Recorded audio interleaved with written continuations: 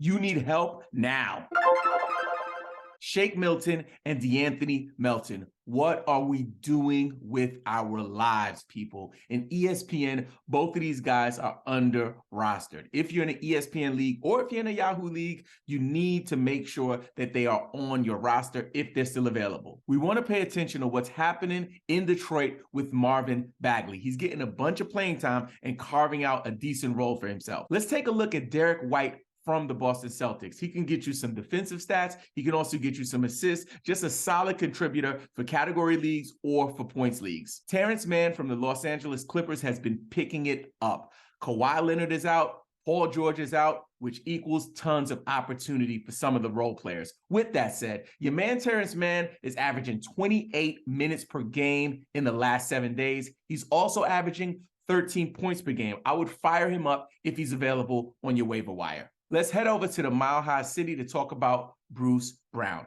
Bruce Brown is somebody that I've always loved. When he played for the Brooklyn Nets, I was following him, and he put up some value here and there. This year, he's carving out a really decent role for himself. On the 23rd of November, your man had a triple-double, 17 points, 13 rebounds, 10 assists, and he added in 4 steals. Do not sleep on Bruce Brown. If he's available on your waiver wire, you got to give him a try. So let me just quickly fire off a few more potential waiver wire ads for you this week. First off, we want to talk about Thad Young for the Raptors. Tons of opportunity with Siakam out, so I would not sleep on that man. Austin Reeves from the daggone Los Angeles Lakers, blowing my mind. I picked him up in a couple of leagues. He has been performing. From the Dallas Mavericks, Dorian Finney-Smith, one of the most consistent fantasy producers that you're going to get. Listen, we know what his floor is. He's going to give you some production, and you can have that occasional explosion from him. I talked about the LA Clippers a little earlier. We got to take a look at Norm Powell as well as Reggie Jackson. And let's talk about Torrey Craig.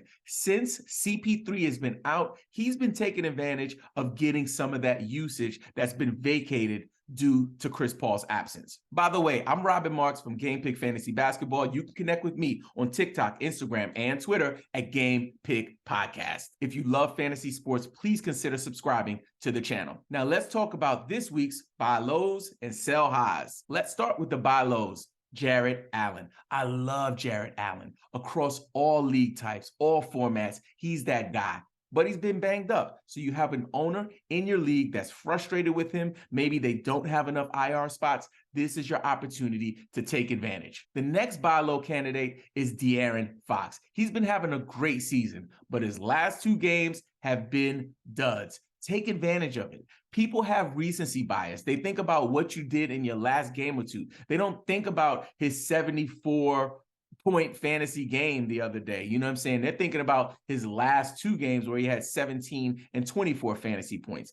Take advantage of this. Send some offers and see if you can negotiate a trade for De'Aaron Fox. The next buy low candidate I want to talk about is Russell Westbrook. People are out on Russell Westbrook, and I get it. I was out on Russell Westbrook. However, fantasy production does not lie. He's been pretty consistent this season, and since moving to the bench and inheriting this new role, he's been performing at a pretty consistent level. He's had a couple of bad games, though. As you can see here, in his last game, he had 11 points, 7 rebounds, 6 assists, which was kind of pedestrian. However, if you look down here, he's been performing at a high level.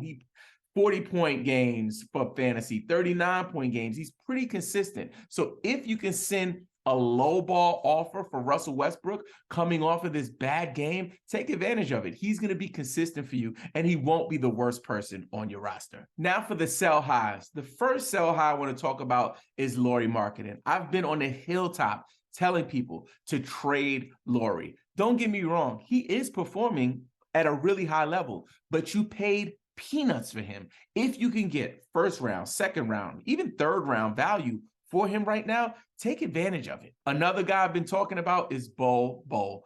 Bol Bol is the kind of player that is a unicorn. He's putting up these kind of numbers that are not sustainable. And I don't believe once Paolo Banchero comes back and they get settled out in terms of their roster, that he's going to be able to continue to put out this kind of production. And one of my favorite sell highs to talk about, Kyrie Irving. I love Kyrie Irving. I think he's one of the most gifted basketball players we've seen in this generation. An amazing finisher, ball handler. Like, I love Kyrie Irving. But as you know, there's a lot that comes along with Kyrie Irving. With that said, I have him on a couple of rosters. I'm actually trying to move him. I would encourage you to do the same thing. Even though he's been performing at a high level since he's returned, there's a chance that something else is going to happen. There's just always a chance. So in his last few games, as you can see, he's been putting up some consistent numbers. This is the time to sell on him. Don't wait until something happens and you panic, whether it's an injury or him having another kind of political, socio-political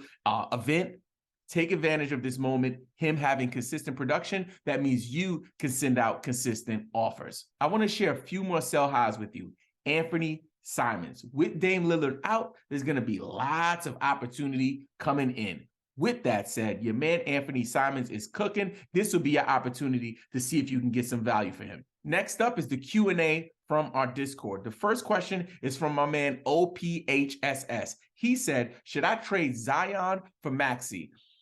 Heck to the nah. And I'll tell you why. Listen. There's no world where Zion and Maxey should be a trade. Maxey does not have the potential that Zion has. Zion has top 10 fantasy potential. Maxey does not. With that said, you shouldn't trade him, think about trading him, or send a Q&A question about trading Zion for Maxey. Heck no. The next question is from Slayer3749. He wants to know, what do I do with Cade Cunningham? You have to hold. Do not trade Cade Cunningham. Do not drop Cade Cunningham. Listen, in fantasy basketball, so often we get frustrated when we get an injured player, especially if you have one IR spot, two IR spots. I get it. Listen, you got to stay patient. You have to be steadfast and understand that you spent a bunch of draft capital to get players like Cade Cunningham, and you can't go trading them for peanuts when they get injured. Action wants to know, is SGA a sell high? Should I keep him? And what should I look for in return if I trade him? Listen, I'm going to tell you, hold SGA. Earlier on in the season, maybe the first week, I would have been like, sell high, sell high. I think I might have even done a few videos like sell high on SGA. I watched the boy. Oh, this is real. Oh, this is real. You want to hold SGA, especially in dynasty formats. Do not make a mistake and trade away SGA. Now, there is an exception. If you can get a Luka Doncic, a Giannis Antetokounmpo, Jokic, those quality level players, then you can consider a deal. But right now, if you're winning, especially, don't go messing with it. Don't go stirring the pot if it doesn't need to be stirred. I hold SGA. Aussie Boomers wants to know, after seeing what Anthony Davis did in the first month and a half, is he a first-round pick now if someone was drafting today? That's a great question. Big shout out to Aussie Boomers, one of our OG Game Pick community members. Listen, you know how I feel about AD. I think he's injury prone. I'm not drafting him. I don't want no parts of that. However, the numbers don't lie. When your man is healthy, he is a super, uber valuable fantasy asset. However, if I was drafting today, he would not be a first round pick for me, especially if it was a 12-man league. He would still be at the top of the second, maybe even middle or end of the second. So no, I would not consider Anthony Davis a first round pick just because of the injury risks. If you need help with your fantasy basketball team, drop a comment for help. Also, join our private Discord. All you have to do is hit the link in the description of this episode. Bang on that subscribe button and hit us with a thumbs up. And please leave us a review on Apple Podcasts. And don't forget, play the waivers, set your lineups, and check out another episode, you freaking fantasy nerd.